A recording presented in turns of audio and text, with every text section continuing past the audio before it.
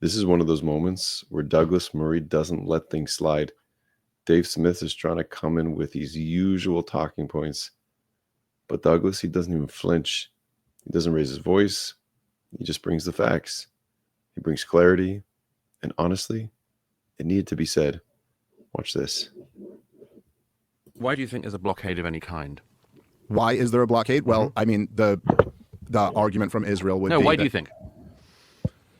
I would say, okay, I think that the disengagement, I think Smotrich was correct when he said, that, I'm sorry, my mistake there. I think which another quote that I'm sure you're familiar with, but Dov Weisklav, who was the senior advisor to Sharon, who was the prime minister at the time, he essentially said the reason we're doing the disengagement, the reason we're doing this is so that we can put the peace process in formaldehyde. This is the reason we're doing it. You're not answering my question. You're continuing to cite very right-wing Israeli politicians. But what do you think is the reason? I'm getting there. I'm saying, so I think they disengaged in order to kill the peace process. I think they put the full blockade around the country for the reason that they've always kind of done it there, that, yeah, they don't want too much stuff getting in. They want to keep them, as they put it, on a diet, and they don't want rockets to fly into Israel.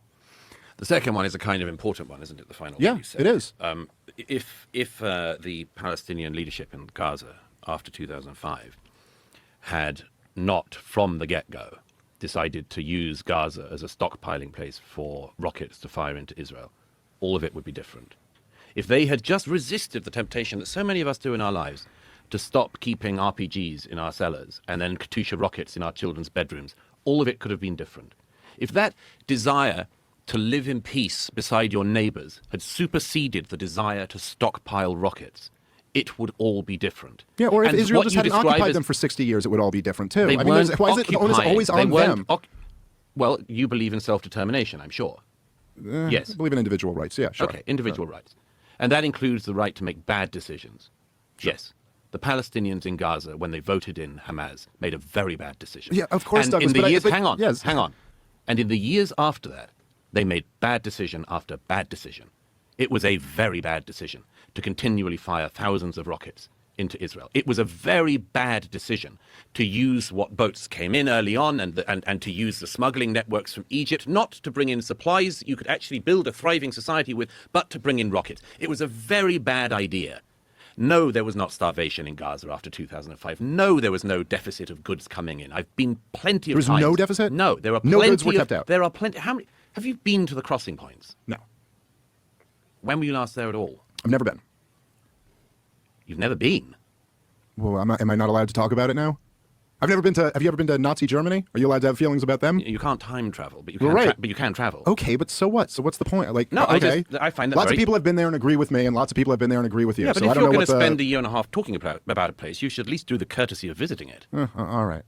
I just think this is a non-argument. You don't but think? Okay. No, I think it's a non-argument. But if you're an expert, well, you have to go and touch the ground. No, I think you have to see. I think it's a good idea to see stuff, particularly if you spend a career talking about something. Yes. I have a journalistic rule of trying never to talk about a country, even in passing, unless I've at least been there. Okay. It's a sort of normal. It's a normal thing to do. You're talking about. Hang on. You're talking about crossing points, and not only have you never been to a crossing point in either Egypt or in Israel, but you've never even been to the region.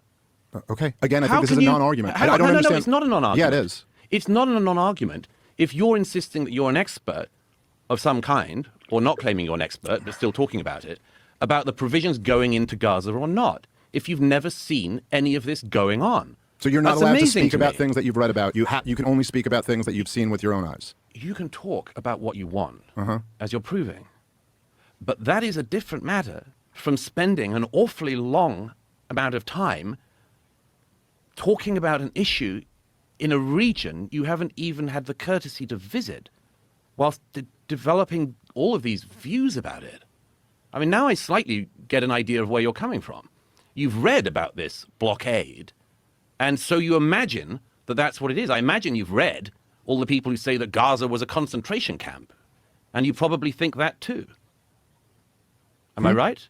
I mean, again, literally a concentration camp. It shares a lot of similarities, I would think. Wow.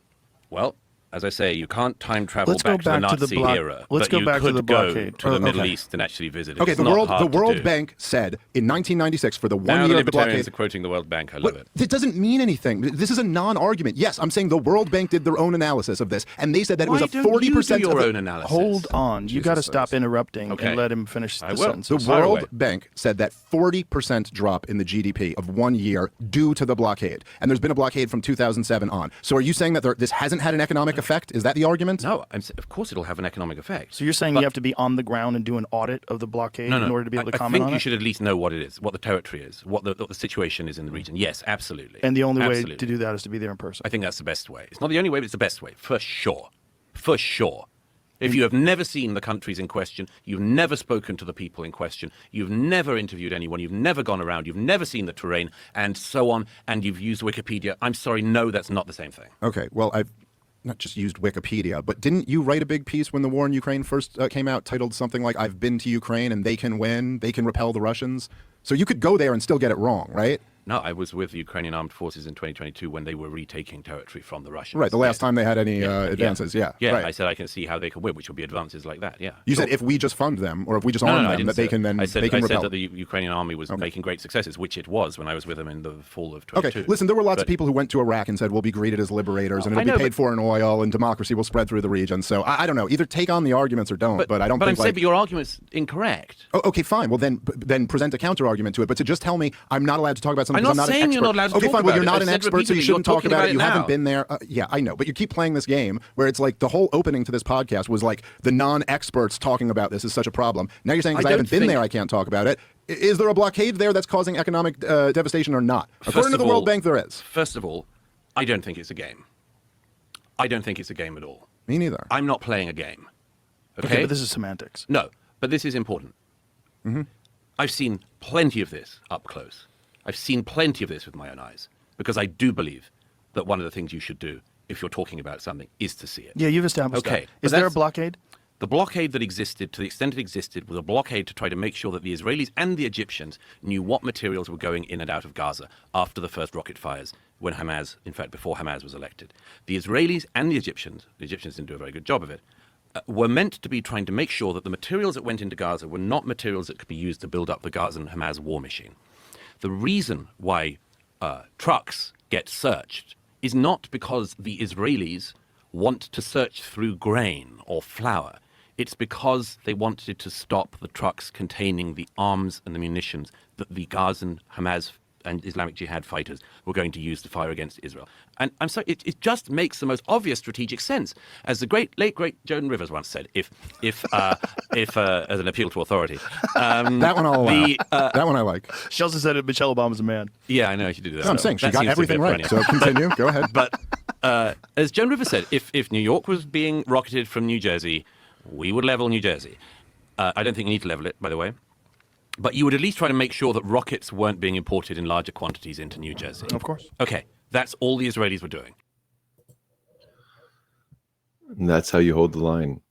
Dave Smith, he came in repeating the same shallow narrative that's been echoing all over social media. No history, no depth, no mention of the decades of attacks, kidnappings, rockets, or the trauma that Israelis have lived with. And he hasn't even been there. And Douglas, he was clear. He was anchored in facts. That's what happens when someone actually knows what they're talking about. And Joe gives a lot of space to voices that frame Israel as the aggressor. And when you do that without real context, you don't just ask questions, you tilt the moral compass of your listeners. So seeing Douglas sit there, refusing to let falsehoods pass as truth, that mattered. We need more people who aren't afraid to speak up when the story gets twisted, not with hate, with clarity.